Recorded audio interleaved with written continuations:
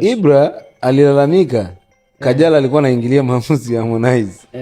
Sasa Mario yuko na mwanamke wake Paula, si ndio? Anaingiliaga? Hapana, shemeji yangu ni mtu ambaye kwanza ananikubali sana. Ni mtu ambaye yawezekana kitu kinaweza kachelewa, yeye ndo akawa mtu wa kumkumbusha tajiri. Yuko mstari wa mbele sana kuona naenda vizuri.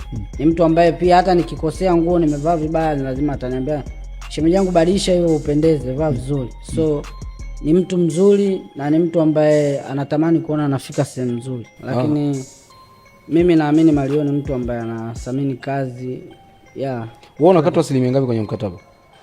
Mambo ya management. Sasa siko public stance. Amna, siwezi kukatwa kwa sababu na jaribu kufanya vitu ambavyo viko kwenye sheria. Okay. So yani nikiambiwa bwana inabidi kwa mwezi utengeneze ngoma 5, mimi nitatengeneza hata 10. Ana ndoto ya kuleta mtu mwingine msanii kwenye Bad Nation. Tunahitaji wasanii waje wenye vipaji, wenye uwezo mkali, kwa sababu sisi tunahitaji mtu ambaye ametimia, yani anaweza kufanya chochote. Chino ndo alikuunganisha pale. Unaoshikaje na Chino?